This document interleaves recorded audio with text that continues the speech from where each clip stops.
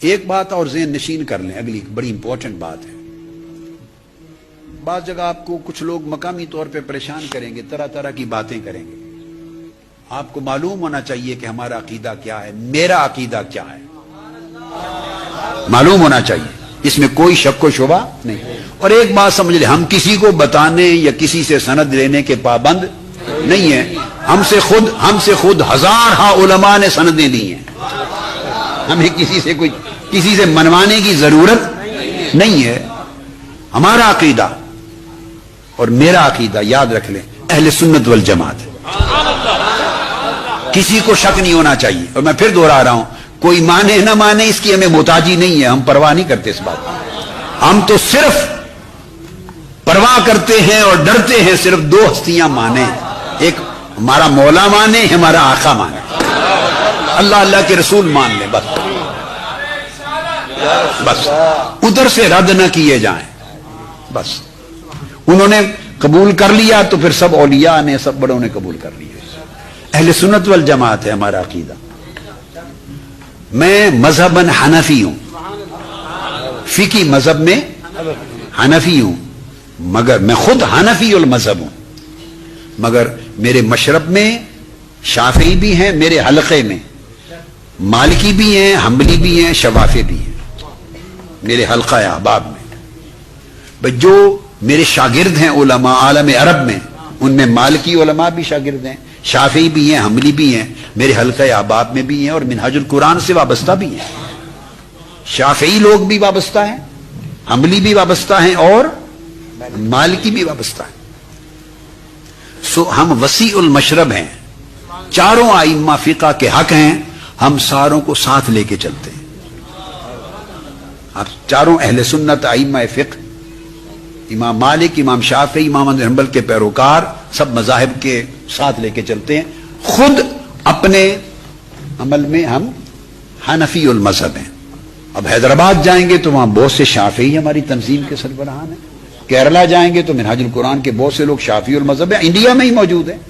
عرب دنیا تو الگ ہے. ایک دوسری چیز ذہن میں رکھ لیں، مثلا میں اسی طرح جیسے خود طریقتاً میں قادری ہوں،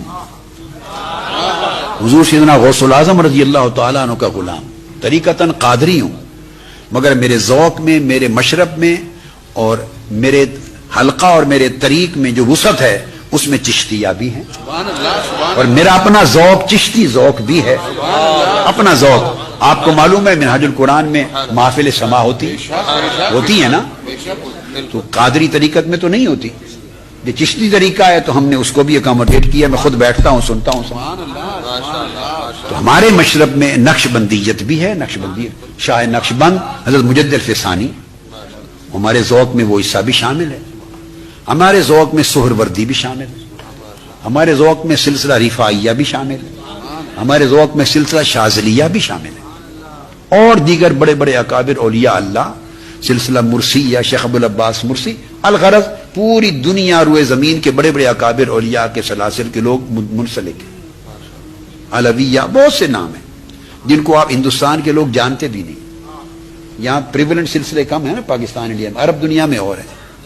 تو ہم اس میں بھی، خود میں قادری طریقت میں ہوں، مگر میرے مشرب میں سارے سلاسل ہیں، اور اللہ پاک نے سارے سلاسل کا ذوق مجھے دیا ہے. تو سمجھیے گئے آپ، بات سن لیں کہ ہم گلدستہ بناتے ہیں سب پھولوں کو ملا کر.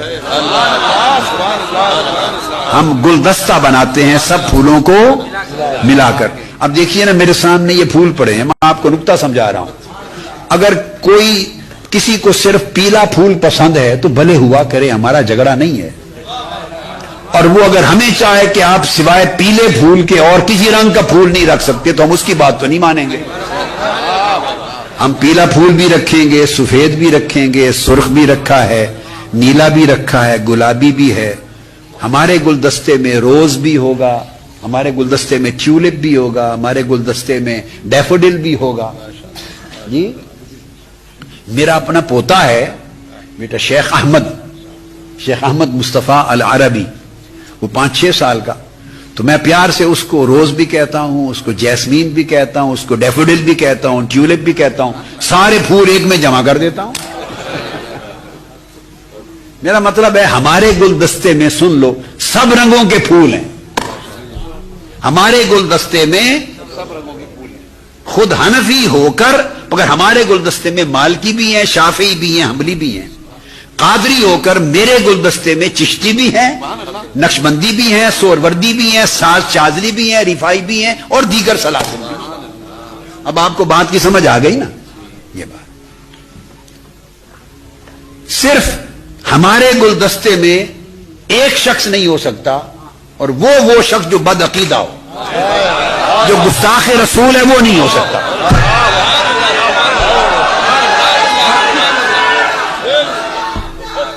جس کا توحید پر عقیدہ درست نہیں، وہ نہیں ہو سکتا۔ جس پر عقیدہ رسالت درست نہیں، وہ آقا علیہ السلام کا گستاخ ہے، ہمارے گلدستے میں نہیں ہے۔ جو صحابہ کرام کا گستاخ ہے، وہ ہمارے گلدستے میں نہیں۔ جو اہل بیت اطہار کا گستاخ ہے، ہمارے گلدستے میں نہیں ہے۔ جو اولیاء اللہ کا گستاخ ہے، ہمارے گلدستے میں نہیں ہے۔ یا جو انسانیت کا دشمن ہے، انتہا پسند ہے، دہشت گرد ہے، وہ بھی ہمارے گلدستے میں نہیں ہے۔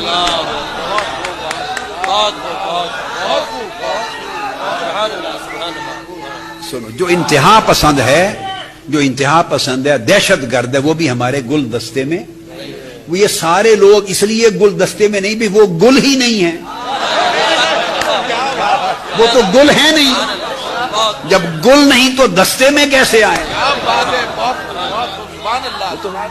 ہمارے گلدستے میں آنے کے لیے شرط ہے کہ وہ گل تو ہو، اسے بلبل تو چاہے، وہ چمن کی رونق تو ہو، اس میں کوئی خوشبو تو ہو، کوئی مہک تو ہو۔ اور مہک آتی ہے اللہ رسول کی محبت سے، عقیدے سے، اطاعت سے، بندگی سے، نیکی سے۔ دنیا میں جائیں، سرخ گلاب بھی ہیں، بلے سفید گلاب بھی ہیں، نیلے گلاب بھی ہیں، گلابی بھی ہیں، گلاب کی 100 درجنوں رنگ ہیں۔ سو ہم سارے رنگوں کے گلاب جمع رکھتے ہیں۔ آپ سمجھ گئے نا؟ ہمارا دسترخوان ہے، ہمارے دسترخوان پہ گوشت کھانے والے بھی آتے ہیں اور ویجیٹیرین بھی آتے ہیں۔ کسی کو دال پسند ہے تو ہمارے ہاں دال بھی ملتی ہے، کسی کو سبزی پسند ہے تو سبزی بھی ملتی ہے، کسی کو نان روٹی پسند ہے تو روٹی بھی ملتی ہے، کسی کو چاول پسند ہے تو پلاؤ چاول بھی ملتے ہیں۔ چاولوں میں کسی کو بریانی پسند ہے تو وہ بھی ملتی ہے، پلاؤ چاہے تو وہ بھی ملتا ہے، سفید ابلے ہوئے چاول چاہیں تو وہ بھی ملتے ہیں۔ بھائی ہم ہر ایک کی غذا کا اہتمام کرتے ہیں اپنے دسترخوان پر۔ صرف فرق یہ ہے کچھ لوگ صرف دال کے پیچھے رہتے ہیں، جیسے بنی اسرائیل کہتے تھے انبیاء کو کہ نہیں ہمیں تو دال ساگ لا کے دو، ہم تو من و سلوا نہیں چاہتے۔ تو کچھ لوگ ضد کرتے ہیں کہ صرف دال جائز ہے باقی کچھ نہیں، صرف ساگ جائز ہے باقی کچھ نہیں۔ نہیں، ہم کہتے ہیں بھی دال بھی جائز ہے، ساگ بھی جائز ہے، گوشت بھی جائز ہے، سبزی بھی جائز ہے۔ اور اگلی بات بتاؤں، ہمیں اگر ملنے کے لیے ہندو مذہب کا کوئی آدمی آئے گا، ہمارا مشرب ایسا وسیع ہے، ہندو مذہب کا کوئی آدمی ہمارے گھر آئے گا، مجھے ملنے آئے گا، تو مجھے پتا ہے کہ یہ ویجیٹیرین ہے، وہ 100 بار آئے گا، میں اسے کبھی گوشت نہیں پیش کروں گا، میں سبزی پیش کروں گا، میں اس کے مذہبی ذوق کا خیال رکھوں گا۔ میری بات سمجھے نا؟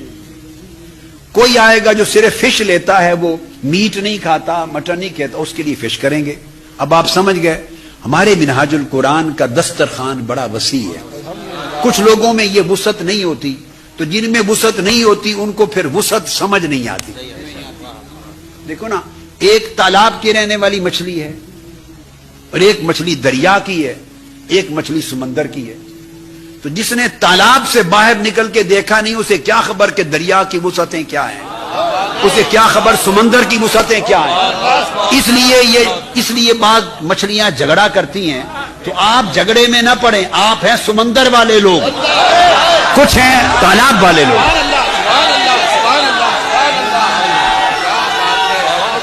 نعرہ رسالت، مجدد رواں صدی۔ سنیں، اس لیے آپ پر جھگڑا کرنا حرام ہے، بین ہے۔ منہاج القرآن سے وابستہ کسی سے جھگڑا نہیں کر سکتا، ہم جھگڑے مٹانے والے ہیں، جھگڑے کرانے والے نہیں، ہم جوڑنے والے ہیں، توڑنے والے نہیں۔ آپ کو بھلے کوئی گالی بھی دے تو آپ گالی کا جواب بھی گالی سے نہیں دے سکتے، گالی کا جواب بھی دعا سے دیں گے۔ آپ سے کوئی بدی کرے تو آپ بدی کا جواب نیکی سے دیں گے۔ آپ سے کوئی زیادتی کرے تو زیادتی کا جواب آپ احسان سے دیں گے،